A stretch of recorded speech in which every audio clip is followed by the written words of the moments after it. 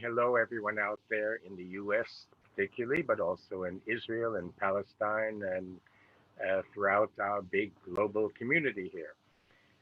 Welcome to the latest webinar briefing hosted by Partners for Progressive Israel, which holds monthly webinars, including our Conversations with Israel and Palestine series, which brings voices like us from Israel and Palestine to an American audience, providing an important link between progressives in the US and us here in the Middle East. My name is Hillel Schenker. I'm the co-editor of the Palestine-Israel Journal, and I am sitting here in splendid isolation in Tel Aviv. I'll be serving as the moderator of this webinar.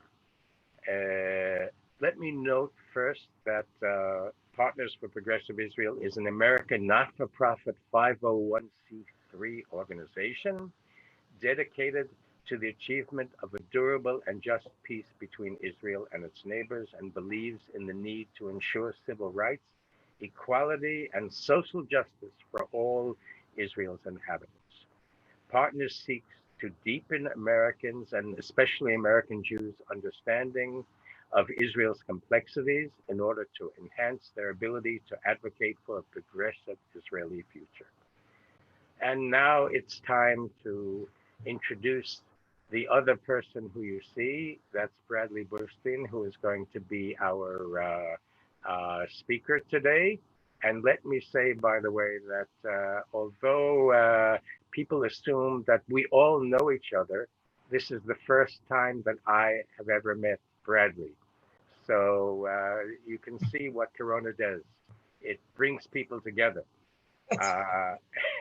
And just to say a few words about Bradley, you probably know him as a very original and profound op-ed writer for Haaretz. Before that, he worked as a reporter for the Jerusalem Post, was one of the founders of Kibbutz Gezer, of the revival, I think, of Kibbutz Gezer, if I'm not mistaken. And originally came from California and graduated from Berkeley, which I assume also influenced his approach to things. So welcome, Bradley, and welcome all of you who are out there watching and listening. And now, just the ground rules. There is, you will see at the bottom a Q&A button, and if you have any questions, please write in those questions in the Q&A section. There is also a chat section, but we would like to see the questions in Q&A, and you can write them all along, not just save it for the end. And Bradley will make his original introduction, and then we will get to interaction with the audience. So Bradley, please, what do you have to say? Thank you, Hillel. Before all else, I want to wish each and every one of you the very best of health. We are all in this together. And I certainly welcome you to this cyber community that we're creating today. I'd like to begin by talking about these people, my friends, the Israelis, in a way that I've never spoken publicly about them before. And as you can imagine, in a situation as complex as this, you can talk about them in 30,000 words or in one sentence. So this is the sentence that I have chosen.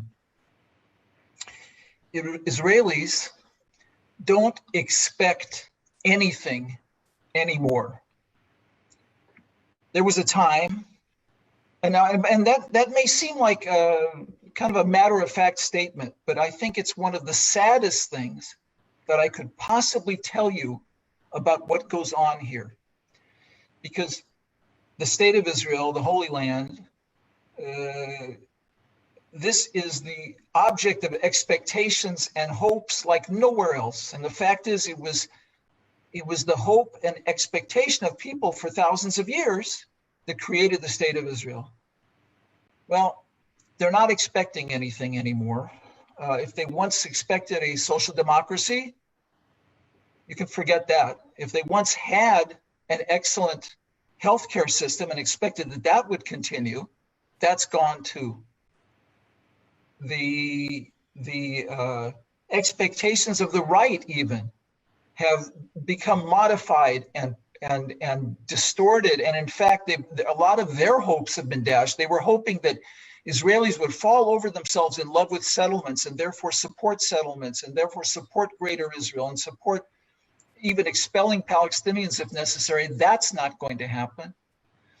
The question is, what did happen?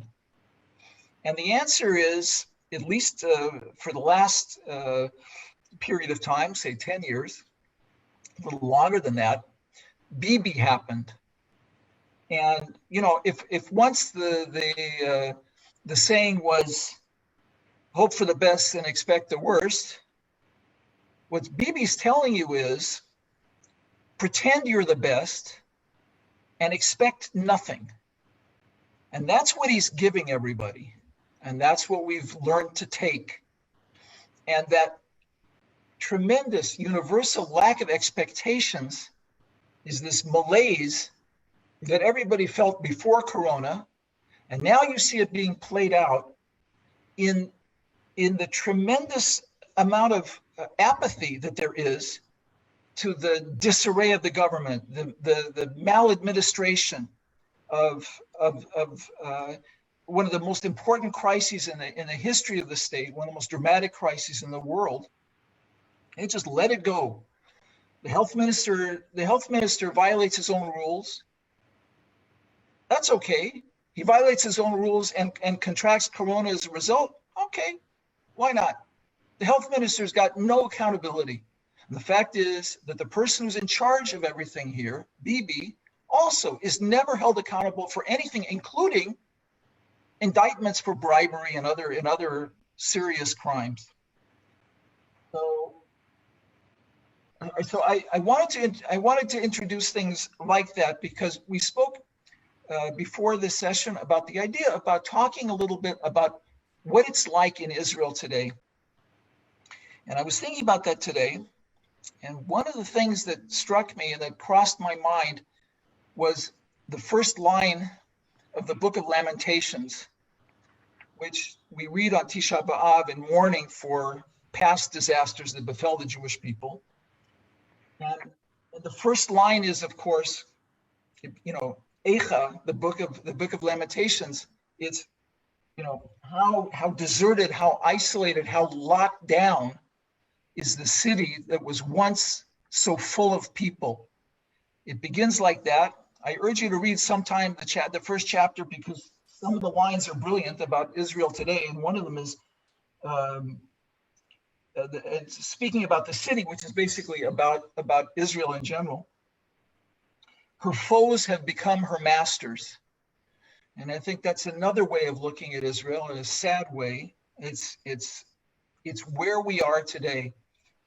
There are manifestations of this everywhere. And one of them is the idea that the Labor Party has basically gone out of existence. This body that created this Israel and created these high hopes and wonderful expectations is basically evaporating before our very eyes. There was a poll that was taken on April 7th, or that was released on April 7th, that shows Bibi, if the elections were held today yet again, would get 42 seats in the 120-seat Knesset. And Haaretz, by the way, would get 7 seats on its own without an alliance like they had the last election with Labor. And Labor would get none. And these are the people that started this place. And it seems to be, at this point, finished. So that's an element that I think is worth considering right now. Another element that's worth considering is the fact that the Israeli government is being run in such an anarchic fashion that today we learned that the cabinet ministers themselves don't know when the next cabinet meeting is going to be. The prime minister is in isolation. The president is as well.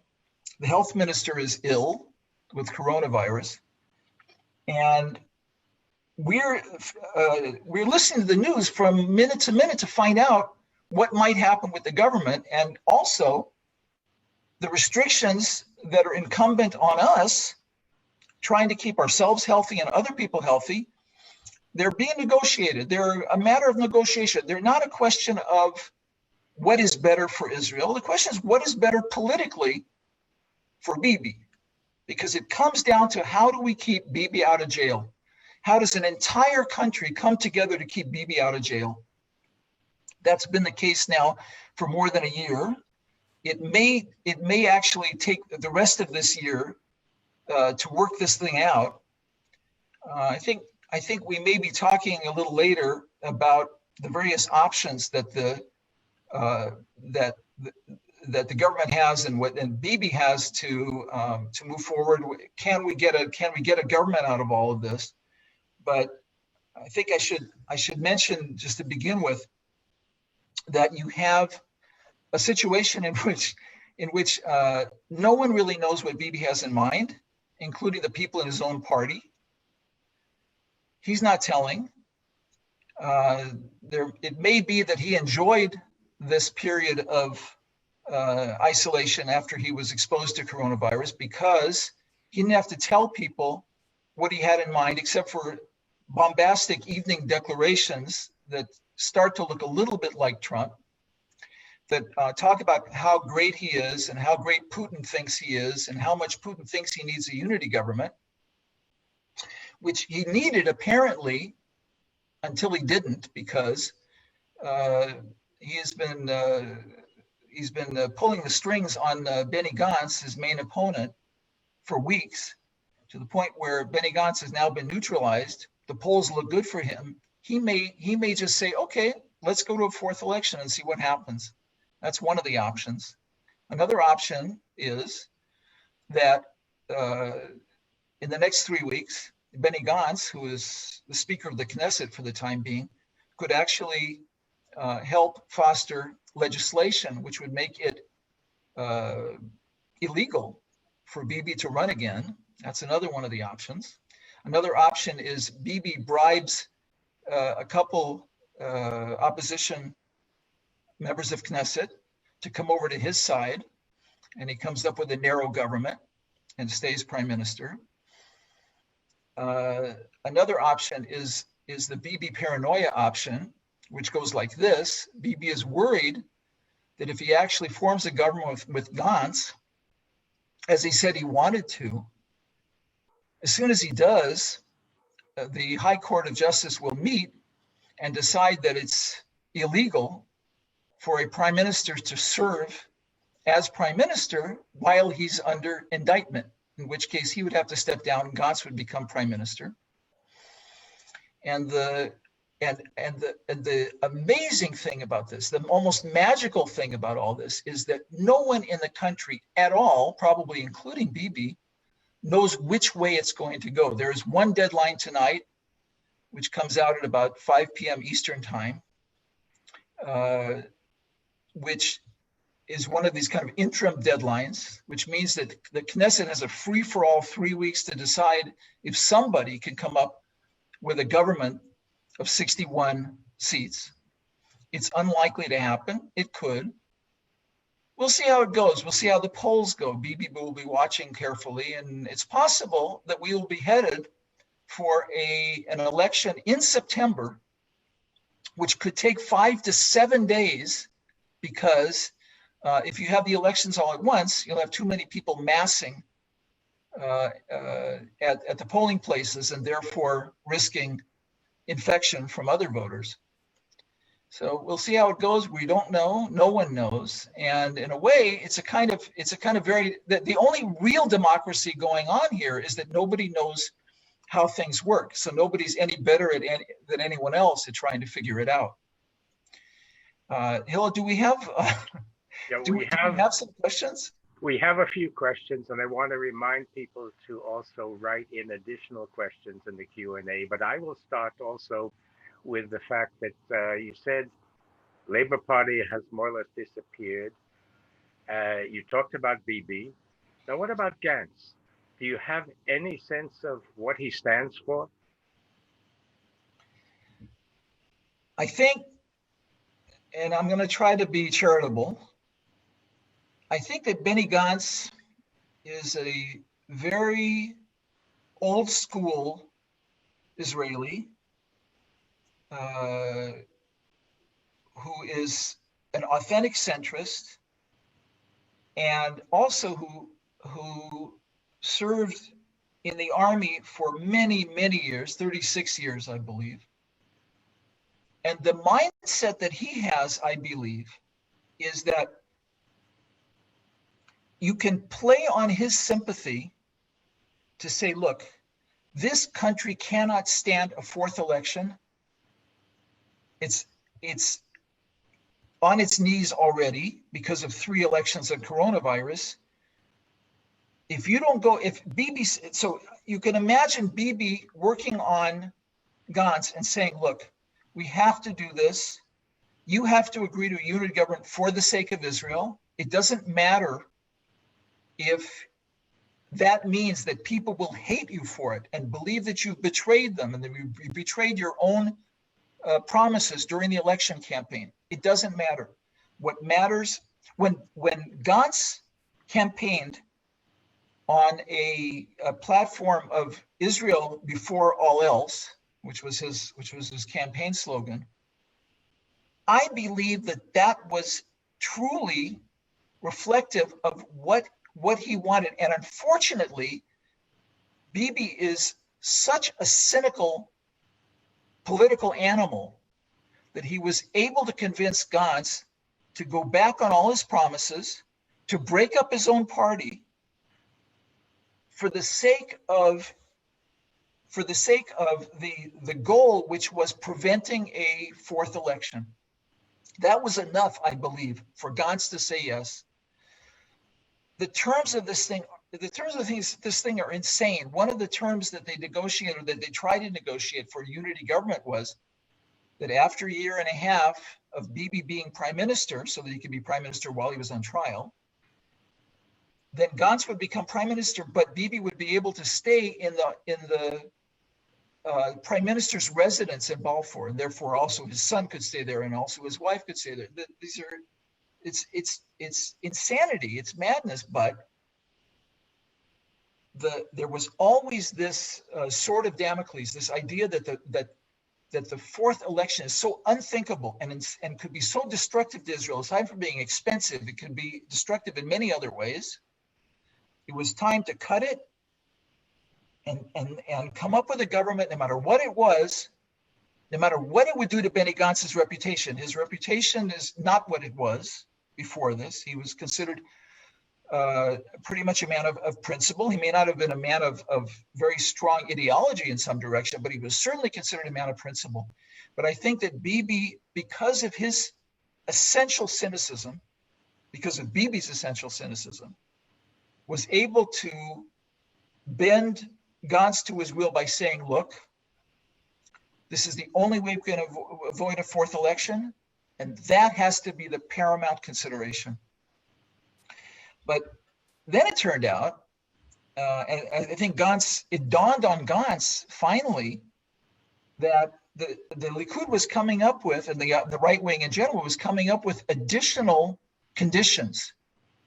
It wasn't enough to avoid a fourth election. All right, so they had we can talk about annexation a little bit later, the annexation of the West Bank, but they came up with a formula that was kind of wishy-washy about annexation, which was not a bad idea, but they came up with something else that Gantz, as a person of principle, could not stomach. They found the thing that he couldn't stomach, which was that basically Bibi was going to be, and Bibi and the right were going to be able to veto appointments to the Supreme Court. in particular, probably Shai Nitzan, the former state prosecutor, whom they hated and blamed for Bibi's indictments, but that's irrelevant. The point was they were going to essentially destroy the judiciary by making it subservient, completely subservient to the prime minister's office.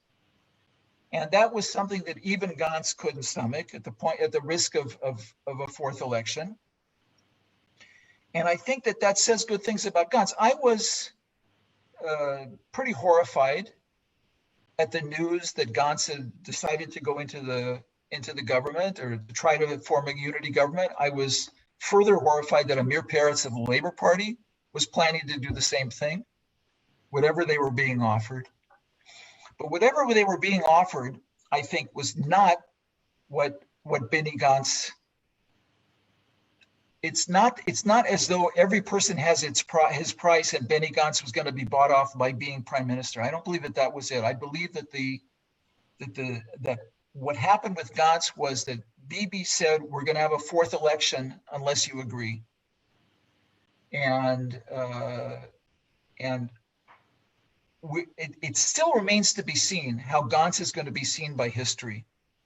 The next 3 weeks actually could factor into that because Gantz, as Knesset Speaker, actually could preside over legislation that ends Bibi's career. And we'll see if that happens. Okay, I think now we can begin to go to the questions from you people out there. Alexander asks, given that Gantz received the mandate and agreed to do so, and Bibi then reacted the way he did, what is the state of mind of Israelis who want a different government? Is there any difference among the current parties or between Israeli Jews and Israeli Arabs? Oh, yes. I think that the one silver lining that may come out of these 3 elections and maybe these 4 elections, and the coronavirus actually plays into this also, is that I think that there is beginning to be a true tectonic shift in how Israeli Jews look at Palestinian Israelis, Israeli Arabs, Arab citizens of Israel, whatever term you might choose. It began actually with an acquaintance suddenly with the joint list, the largely Arab joint list, in which the chairman, Ayman Uda, was found to be tremendously intensely interested in increasing the amount that Israeli Arabs, increasing the role that Israeli Arabs were going to play in the future of Israel.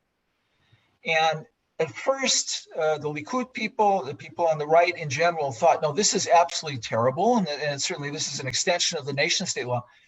Because what they were basically saying, and unfortunately many people, Gantz was basically saying it too at some point, was these are second-class citizens or third-class citizens that don't have the right to decide what's going to happen in Israel.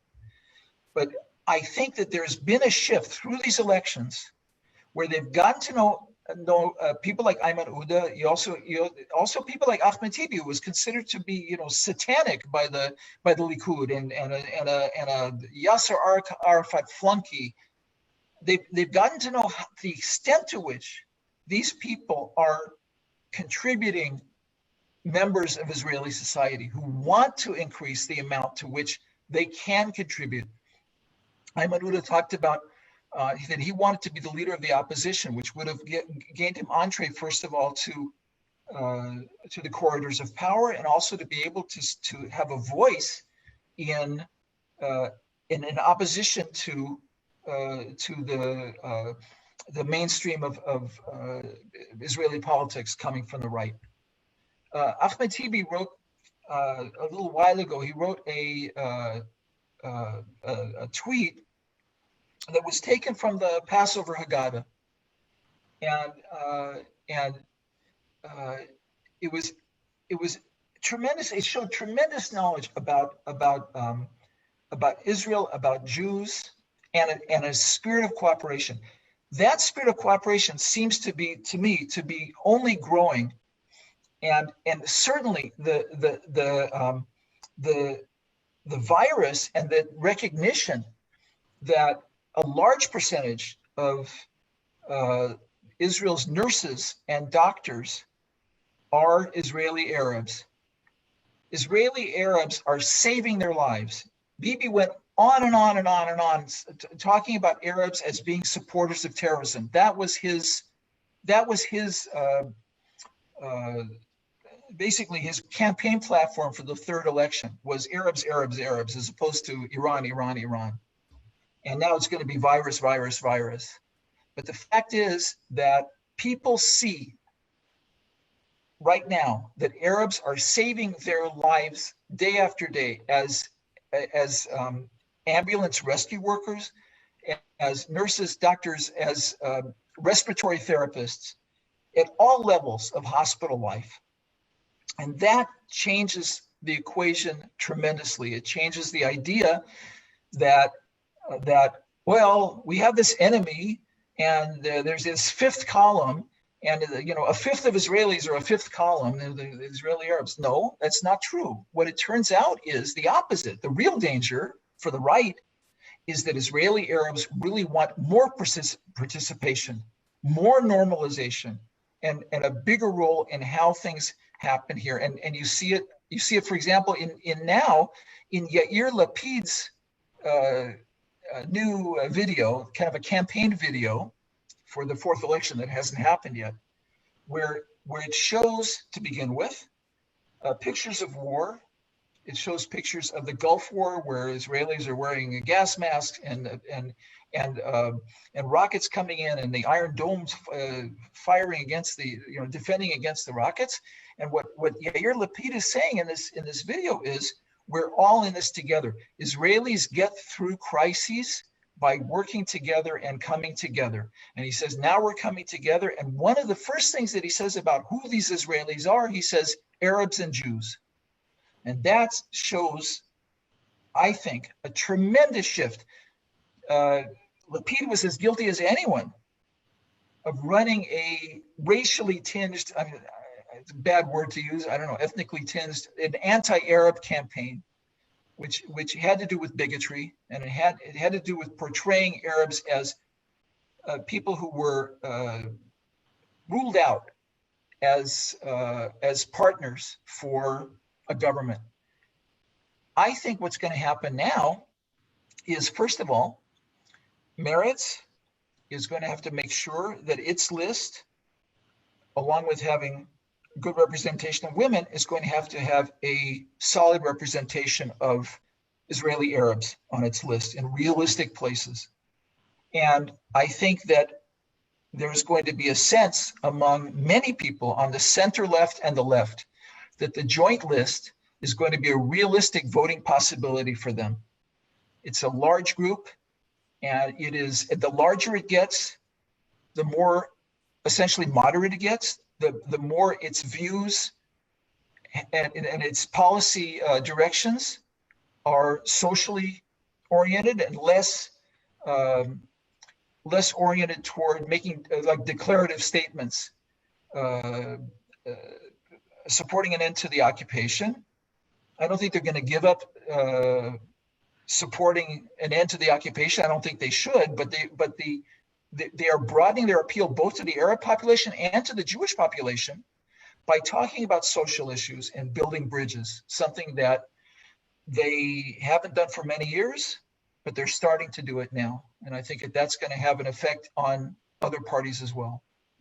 I think it's also worth noting that Ahmad Tibi, who is essentially the co-leader of the joint list, is also a physician. I believe the only physician in the Knesset. And so clearly, I know, for example, from my own life, if I think of the pharmacist in the neighborhood here, the close one, she is an Arab. My sister is in a nursing home, and most of the nursing staff are Arabs from the triangle which Lieberman and Trump, in theory, are ready to transfer over to a Palestinian state, which all of the residents, all 300,000 residents, totally object to. What they want is to be equal citizens within the state of Israel. They don't want to move over to a Palestinian state. Now let's get to the next question, which I'm not sure if I fully understand. The question of the fact that this is from Eric Mendelson. How did being the adult child or grandchild affect the political situation? Do people only essentially remember immigrant ideas that they no longer hold? Yes.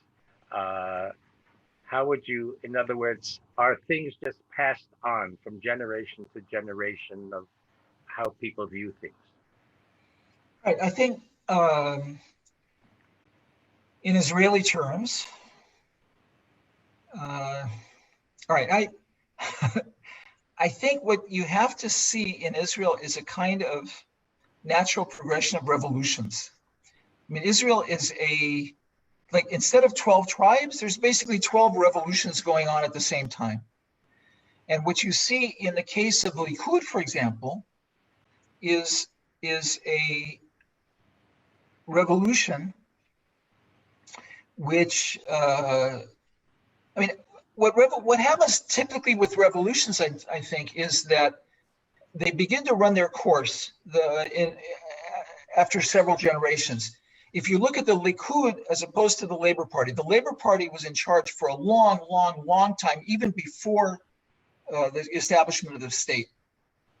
And you don't find anymore this kind of allegiance to the Labor Party that used to be familial. It used to be here that, you know, the party, your party affiliation would determine your HMO. It would determine what football team you supported. It was tremendously important in all kinds of different areas of life. What youth movement you were in, that's changed. And another thing that's changed is that these revolutions get old. So what you have now, I think, in the Likud is something, the beginning of something which has already happened in the Labor Party, which is, it used to be the Likud was, you're going to vote Likud no matter who it is, no matter what it is. You're not going to criticize anybody, and you're going to vote for Likud because that's your religion. You vote Likud to show honor to your parents and your grandparents who were discriminated against when they first came here from abroad. They were thrown into camps. They were into transit camps. You have to show that you know, allegiance and honor to your parents and your grandparents. I think that's changing finally. I think that one of the things that you see is in the younger Israelis, it was assumed that for a while, it was assumed that young Israelis are always going to vote Likud no matter what, because of demographics, because because Bibi appeals to them, because of other reasons. But that's changing. One of the things that you saw in a recent election, which I think is really interesting and kind of answers your question, is that it was assumed when Bibi was only like at around 59 total votes out of the 61 that he needed, he only had 59 seats in the Knesset that he could rely on. But they said, but that's all going to change because now the votes of the soldiers are going to come in. The soldiers who are 18 to 21 and presumably would vote in massive, massive representation for Bibi and the right. And it turns out that it didn't change it at all. And that was shocking. That was something that did not happen. What was shocking about it was it didn't happen. I think there's a realignment going on across the board, and the Likud is part of it. Because and also you see it in Lieberman's party. There was a time when, in general, the Russian immigrant community would either vote for whoever the incumbent was, or they would vote for either Sharansky or Lieberman or whoever their kind of representative in the Knesset was.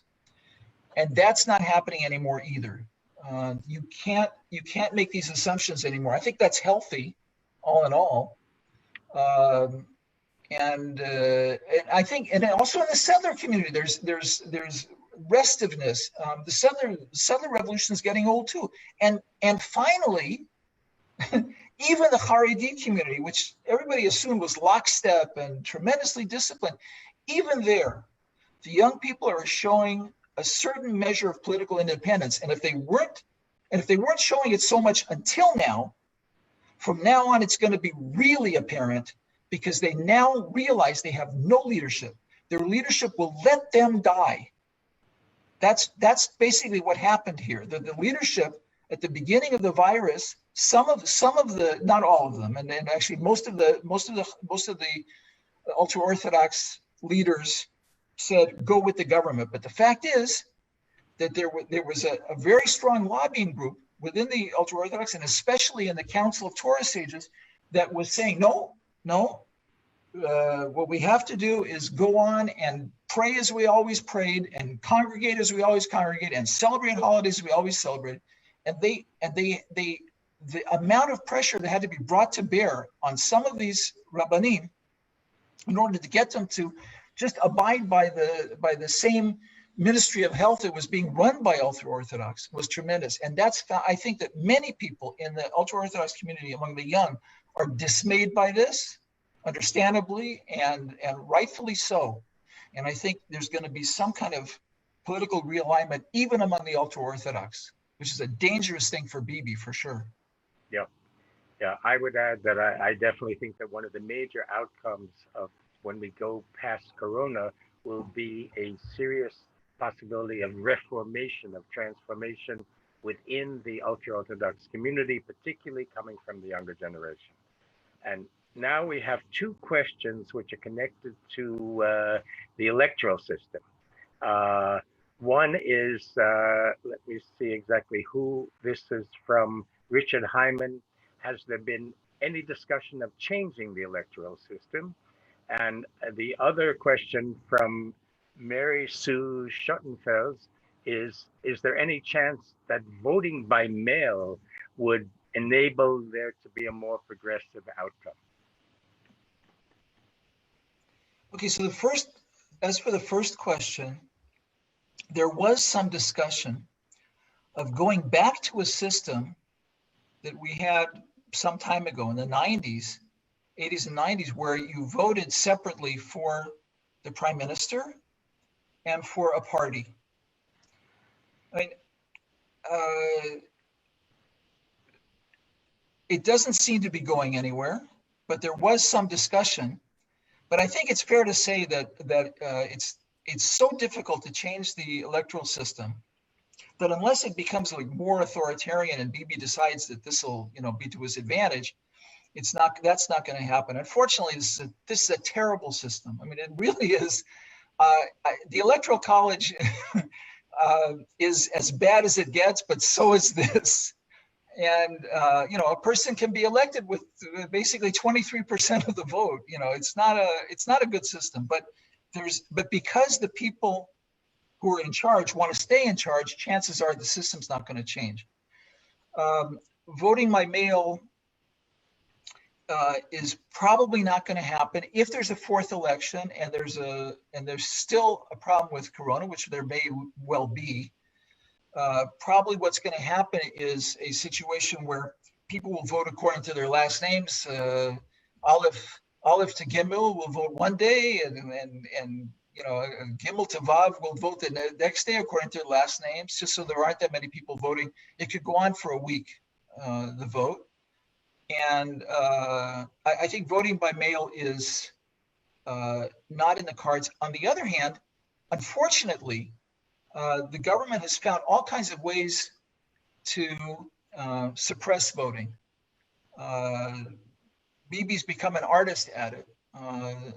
One election, he sent out rumors about, well, we're going to put cameras in the Arab polling places to make sure that there's no election fraud. It's Trump's idea is we're gonna suppress voting under the guise of fighting election fraud.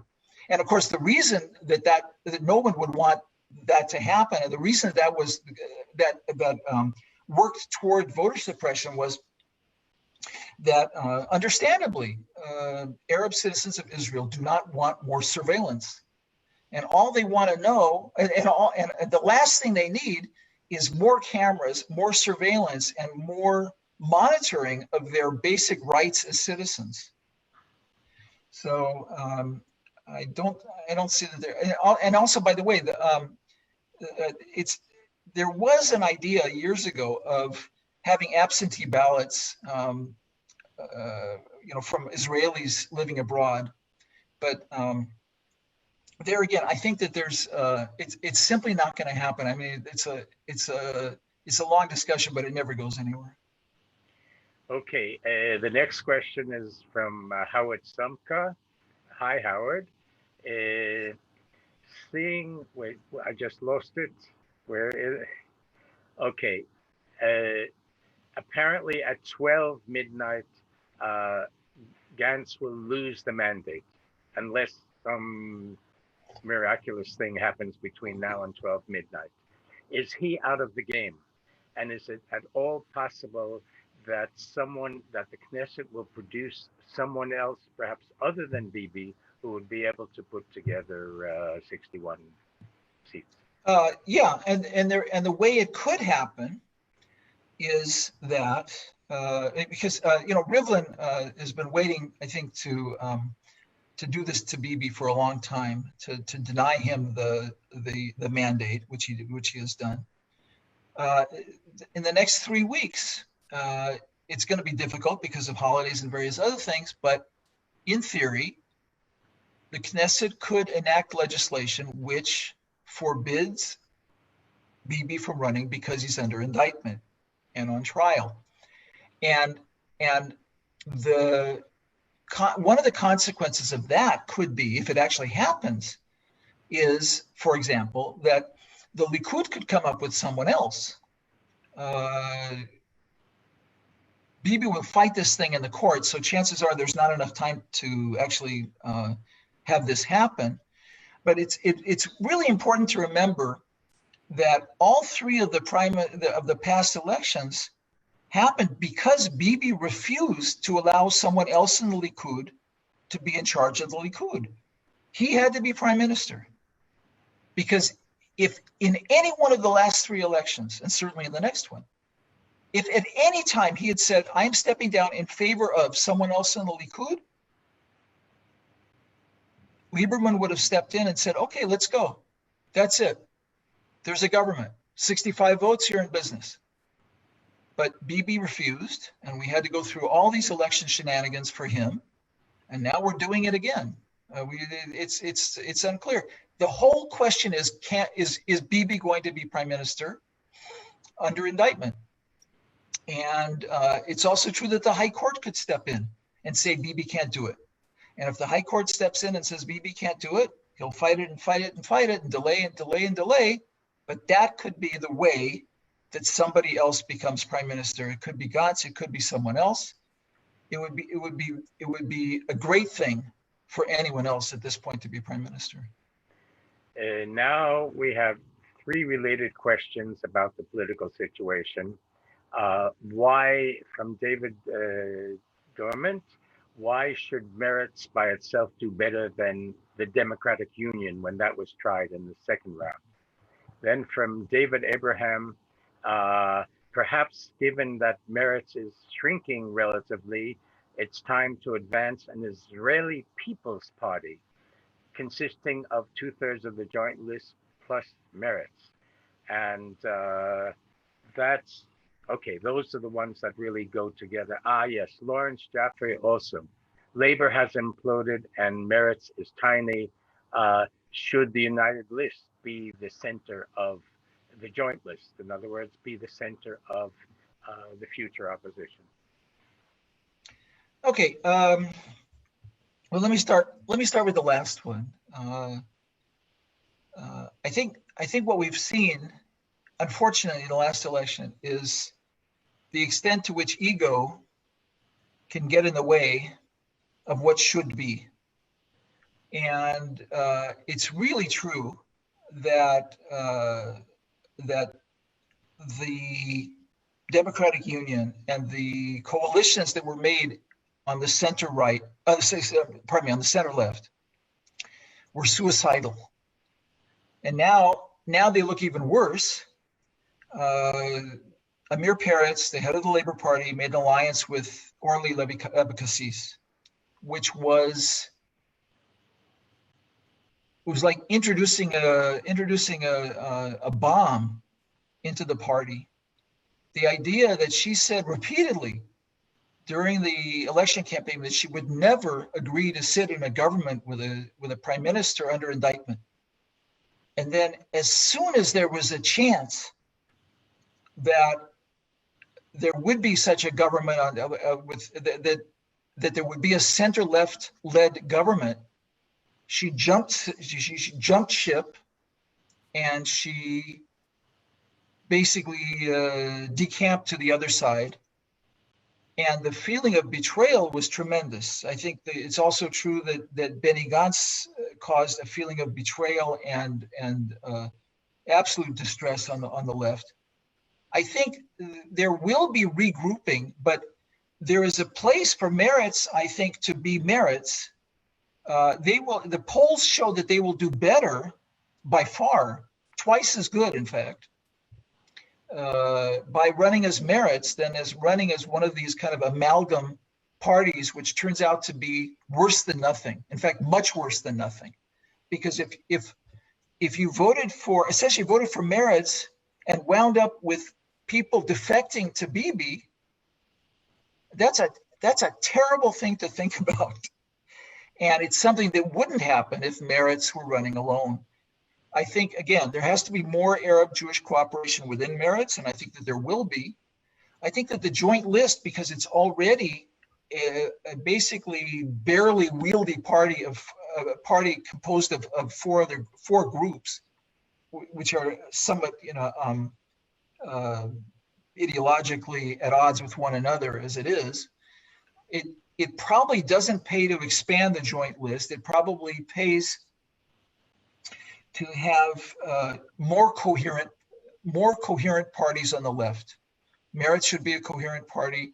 Chances are there will be a third party on the left, which may not be the Labor Party, but Lapid may decide, okay, I got to run to the left because there's no room anywhere else. And he is malleable enough politically that he could probably bring in 4, 5, 6 votes on his own, seats on his own. So I think that's what you're going to see. The healthiest thing that can happen in Israeli politics now is new groups on the left that have more energy and more cohesiveness.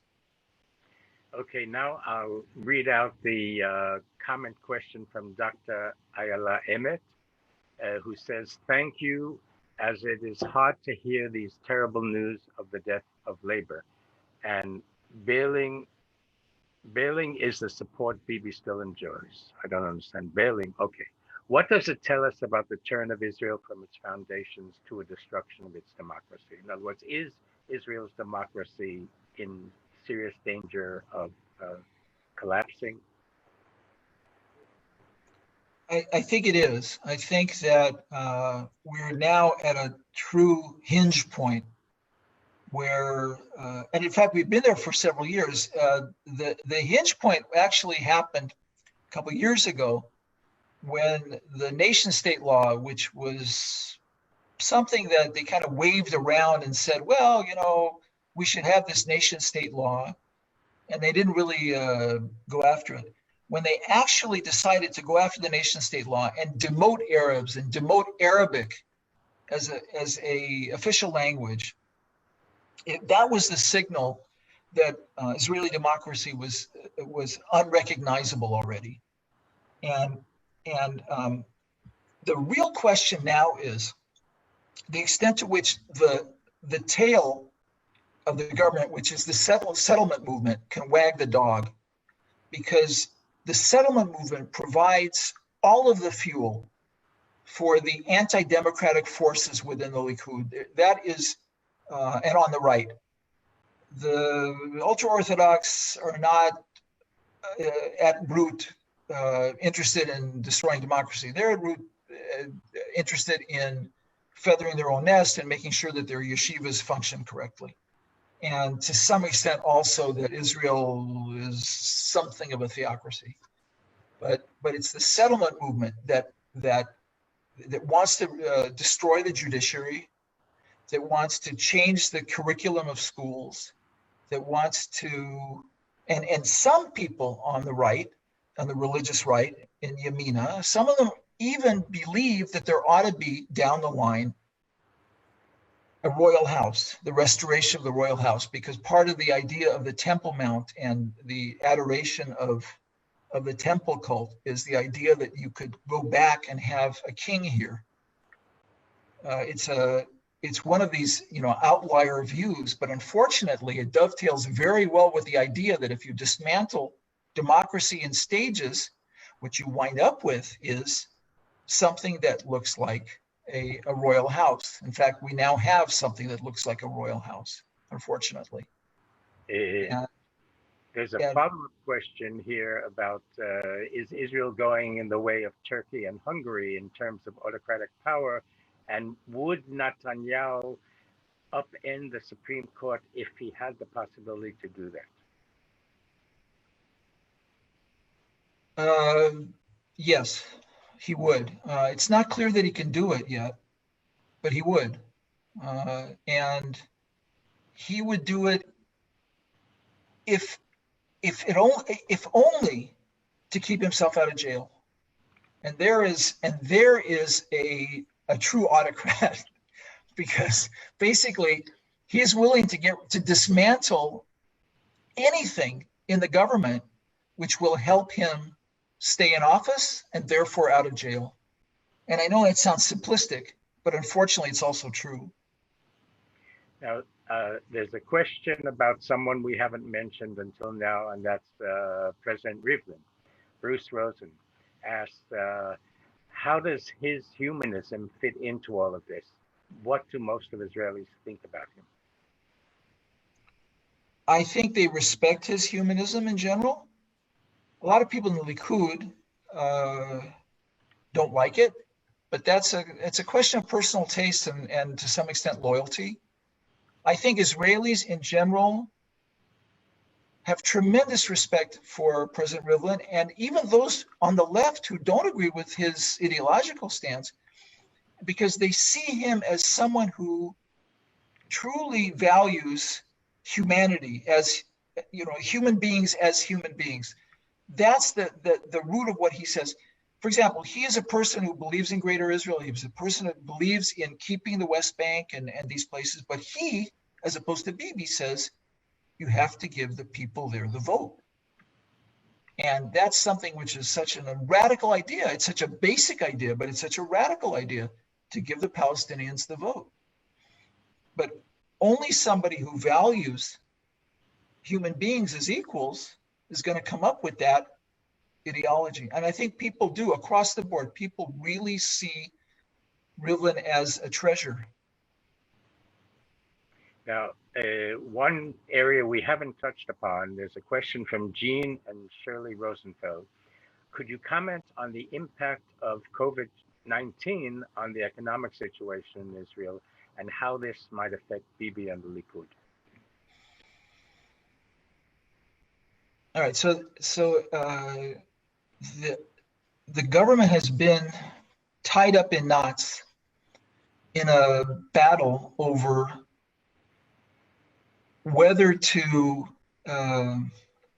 fight COVID-19 by keeping things shut down, as opposed to should we open things up.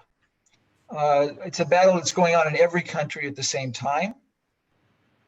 Unfortunately, the battle here is made more difficult by the fact that there was a tremendous lack of preparation for for what was needed in terms of protective equipment, especially for what was needed in terms of testing, because you can't really go back to open up the economy if you don't have widespread testing. And unfortunately, the less prepared Bibi and especially the health ministry were, the more territorial they got, and they kept the defense ministry and others from opening labs, doing more mass testing, and that was a tremendous error, and that may be an error on the scale of the decisions made to lead up to the 1973 war, so that could have terrible consequences down the line, but that's not going to happen for months or maybe even years. But you really the idea of opening up or reopening the economy has everything to do with mass testing, because you don't know otherwise if you can actually do it.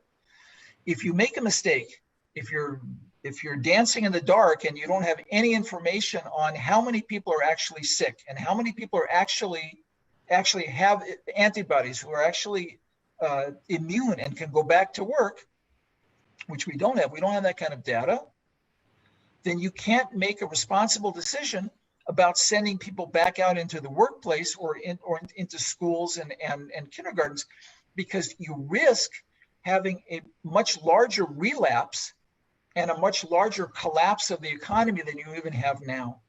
So we'll see. The health ministry is being badgered by everyone else, and maybe it'll work, to allow many, many, many more labs, which now exist, to do many, many more tests. If they can do that, if the health ministry will relax its opposition to allowing other labs to work, then Israel's economy stands a much better chance of coming back quicker.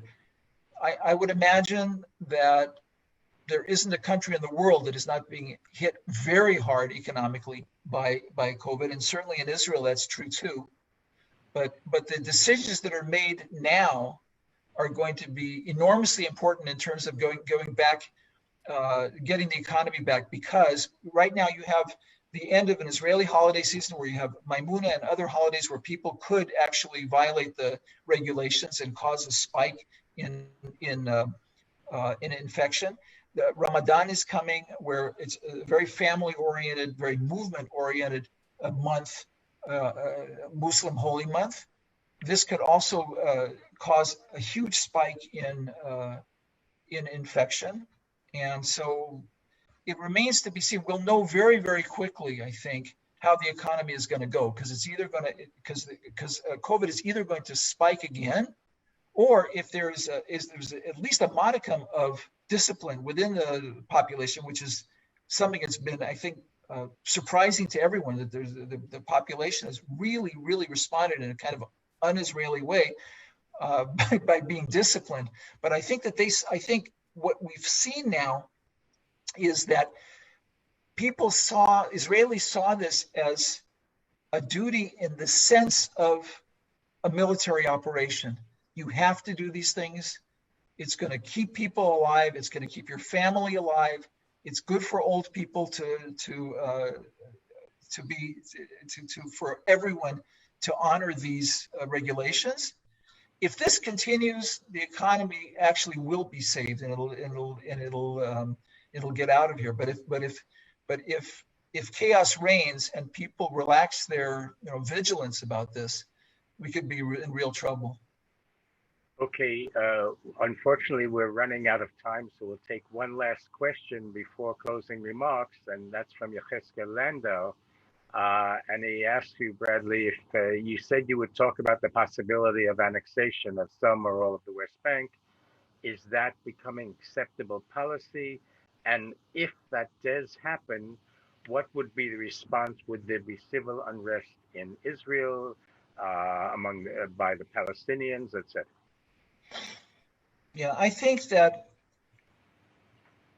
in terms of annexation, one of the things that you have to consider, and perhaps the only thing you have to consider, is how does Trump feel about it? because we're swinging into the possibility of two elections going on, election campaigns going on in parallel. The Trump administration's view of annexation, I think, will be crucial to what Israel actually does, whether to annex or not. And I have spoken to a number of people who are conservative, who have diametrically opposed views of what that could mean. I mean, on the one hand, it sort of at this point seems clear that evangelicals might try to spur Trump on to try to convince Bibi to go for annexation, because they would see that as part of God's plan and Jesus would come back and so forth if you annex. Just like they spurred Trump to move the embassy to Jerusalem and various other activities. But other conservatives believe that Trump does not need the kind of tsuras that would obtain if annexation went forward, because annexation could trigger tremendous unrest. It could trigger a catastrophe in Jordan, where it could trigger regime change in Jordan. If that happens, the United States is in terrible trouble. Israel's in terrible trouble. And that's just one example of this. And there could be a domino effect in Egypt and many other places that are very important, and Saudi Arabia, by the way. And so it's possible that the Trump administration does not want annexation to happen during this period before November, and we'll see. And this period is crucial to whether Israel annexes or not, because Trump's okay is going to be necessary for any annexation move. Okay, we've reached the summary point, and Partners for Progressive Israel would like you to send a message summarize your thoughts and send a message to the American Jewish community. And I would add that one of my messages is you all have to go out there and mobilize to defeat Trump in November. But meanwhile, what are your final comments? Well, Hillel, let me just underscore what you just said. I think if Trump stays in office, we here in Israel face an extremely bleak future, and I think Trump and Sheldon Adelson and the influence that they've played on this place have been tremendously destructive. And that's not even to begin to talk about what they've done to the United States. And the people who are watching this know that a lot better than we do. I think it's really important to support progressive voices in Israel.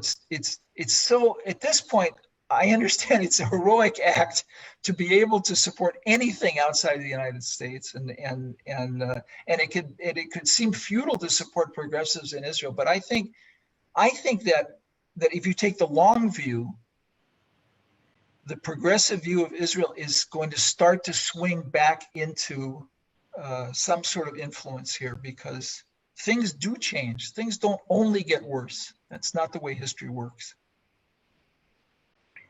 Okay, so thank you very much, Bradley, for your presentation and for your response to all the questions. Thank you to Partners for Progressive Israel for organizing this webinar, and the staff, everybody who was involved. You can go to progressiveisrael.org to learn more about Partners for Progressive Israel and their future programs. I want to wish everybody a healthy and happy final days of Pesach. Anyone out there who's celebrating Easter, you also get our blessings as well. And we look forward to a better future, both in Israel and in the United States. So thank you all.